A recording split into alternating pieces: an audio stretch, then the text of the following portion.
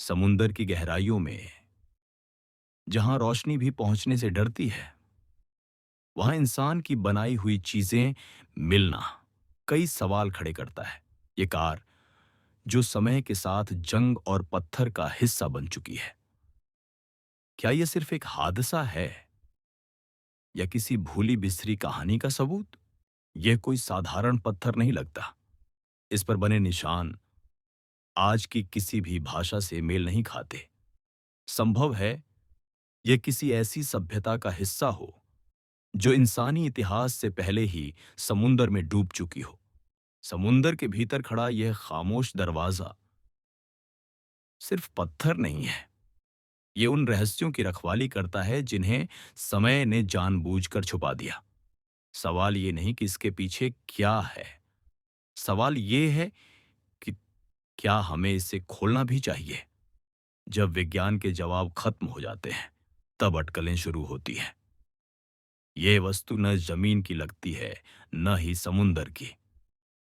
अगर ये सच में यही मिली है, तो शायद हम इस ब्रह्मांड में अकेले नहीं हैं। हर गहराई सिर्फ पानी से नहीं भरी होती। कुछ जगहें ऐसी होती हैं जिन्हें जानबूझकर छुपाया जाता है। ये टूटे हुए ढांचे बताते हैं कि यहां कभी कुछ ऐसा था जिसे भुला देना ही बेहतर समझा गया। समुंदर की खामोशी तब और भारी हो जाती है जब अंधेरे में कोई साया हरकत करता दिखे। यह शार्क अभी दूर है, लेकिन समुंदर में यह याद रखना जरूरी है कि हम यहां मेहमान हैं। इन्हीं गहराइयों के बीच जिंदगी अपने सबसे खूबसूरत रंग दिखाती है। ये छोटी छोटी मछलियां बिना किसी डर के अपनी दुनिया में मग्न रहती हैं। समुंदर सिर्फ रहस्य और डर नहीं, बल्कि जीवन की सुंदर तस्वीर भी है। जहां शोर खत्म हो जाता है, वहीं से समुंदर की असली सुंदरता शुरू होती है।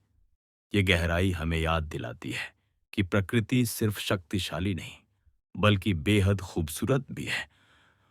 समुंदर की इन गहराइयों से बाहर आकर आज की यह यात्रा यहीं समाप्त होती है। हमने रहस्यों को देखा, खूबसूरती को महसूस किया और यह भी समझा कि प्रकृति इंसान से कहीं ज्यादा विशाल है। लेकिन समुंदर के सारे राज आज भी इसकी लहरों के नीचे छुपे हुए हैं। अगली बार हम एक नए सफर के साथ लौटेंगे, एक नए रहस्य, एक नए सवाल और एक नए विषय के साथ। तब तक के लिए यह डॉक्यूमेंट्री यहीं समाप्त होती है।